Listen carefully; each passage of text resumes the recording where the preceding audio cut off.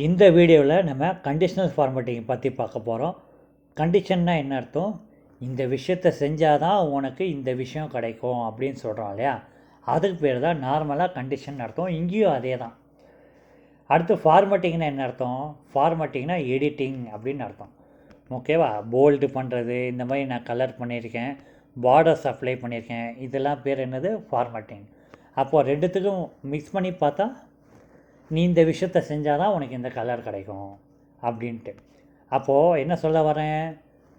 80க்கு மேலே போனால் தான் உனக்கு க்ரீன் கலரு, 60க்கு மேலே போனால் தான் உனக்கு எல்லோ கலரு, 50க்கு மேலே போனால் உனக்கு லைட் எல்லோ, 50க்கு கீழே போனீங்கன்னா உனக்கு சிவப்பு கலர் அப்படின்றத நம்ம முடிவு பண்ணுற ஒரு கண்டிஷன்ஸில் தான் இருக்குது அந்த கலர் வரதுமா வரக்கூடாதான்ட்டு. ஓகேவா? இப்போது இந்த இடத்துல நம்ம என்ன பார்க்க போகிறோம் அப்படின்னா, ஆவரேஜுக்கு எப்படியெல்லாம் கலர் செட் பண்ணுறது அப்படின்றத பார்க்கலாம். முதல்ல நம்ம மேனுவலாக செட் பண்ணி பார்க்கலாம். கண்டிஷனல் ஃபார்மேட்டிங் ஹோம் டேப்பில் இருக்கிற இந்த கண்டிஷனல் ஃபார்மேட்டிங்கை கிளிக் பண்ணி பார்த்தீங்கன்னா அதில் ஹைலைட் செல் ரூல்ஸ்னு ஒன்று இருக்குது. அதில் நான் பிட்வீன் இப்போதைக்கு யூஸ் பண்ணிக்க போகிறேன். பிட்வீனில் நான் என்ன பண்ண போகிறேன், 80லேருந்து 100 மார்க் உள்ளவங்களுக்கு வந்து க்ரீன் கலர் எடுத்துக்கிறேன். 92.4க்கு பார்த்தீங்களா க்ரீன் கலர் ஆகிடுச்சு. ஆனால் மிச்சவங்களுக்கு ஆடலை. மிச்சவங்களுக்கு இனிமேல் தான் நம்ம வேலிடேஷன்ஸ் போடணும். அடுத்தது 60 to 79.999 அந்த மாதிரி போட போகிறேன்.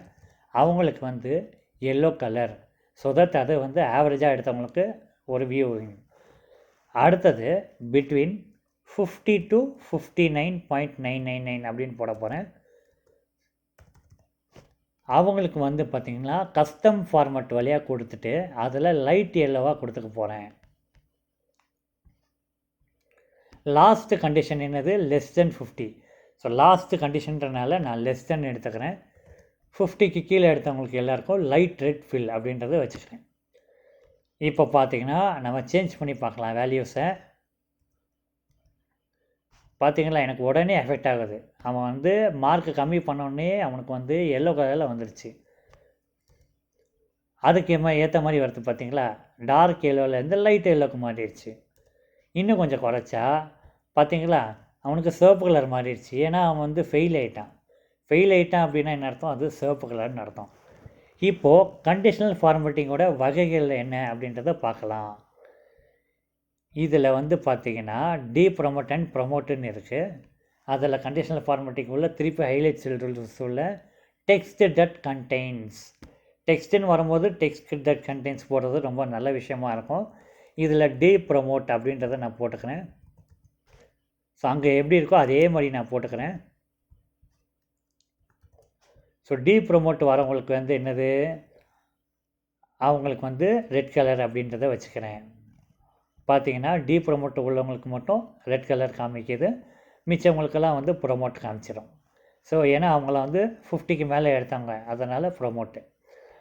அடுத்தது வேறு என்ன பண்ணலாம்? டோட்டலுக்கு நான் வந்து டேட்டா பார்ஸுன்றதை ஒன்று செய்ய போகிறேன். அதாவது செல்லுக்குள்ளேயே வந்து பார்த்திங்கன்னா விஷுவல் போட்டு காமிக்கிற மாதிரி இருக்கும். அது ஏதாவது ஒன்று செலக்ட் பண்ணி பாருங்கள். கிராஃப் ஷீட் மாதிரி போட்டிருக்கா. ஸோ இதில் வந்து பார்த்திங்கன்னா செலக்ட் பண்ணி பார்த்திங்கன்னா ஒரு பார் சார்ட் மாதிரியே உள்ளே போட்டிருக்கேன். அதிகமாக உள்ளவங்களுக்கு அதிகமாக காமிக்குது, கம்மியாக உள்ளவங்களுக்கு கம்மியாக காமிக்குது.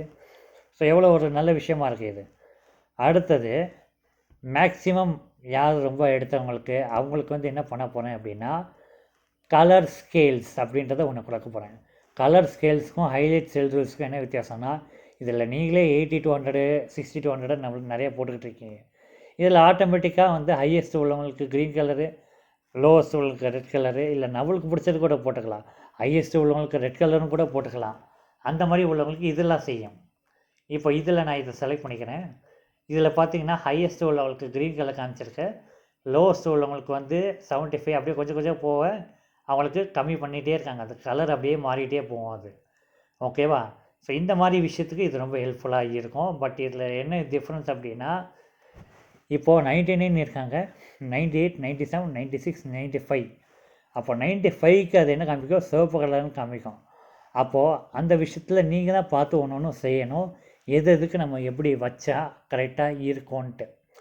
ஸோ நான் வந்து இது ஒரு எக்ஸாம்பிளாக செஞ்சுருக்கேன் நான். இப்போது அடுத்தது வந்து பார்த்திங்கன்னா ஐகான் செட் வழியாக பண்ண போகிறோம். ஆவரேஜை நான் என்ன பண்ண போகிறேன், ஐகான் செட் வழியாக போட போகிறேன் நான். அதாவது சில பிக்சர்ஸ் வச்சு பண்ணியிருப்பாங்க சில பேர். அந்த பிக்சரை வச்சு ஐடென்டிஃபை பண்ணுறதுக்காக தான் இதை கொண்டு வந்திருக்காங்க. ஓகேவா? இதில் வந்து நான் என்ன பண்ண போகிறேன் அப்படின்னா, இதில் நான் ஸ்டார் போடுற மாதிரி எடுத்துக்க போகிறேன். பார்த்திங்கன்னா இப்போது ஒயிட் கலர் ஸ்டார், அது எதுவுமே இல்லாத ஒரு இது வந்து 40.2 ஸ்டாரில் அது ஃபில் ஆகலை பார்த்தீங்களா, அதெல்லாம் வந்து 40.2, அதாவது 50க்கு கீழே எடுத்திருக்காங்கல்ல அதான்.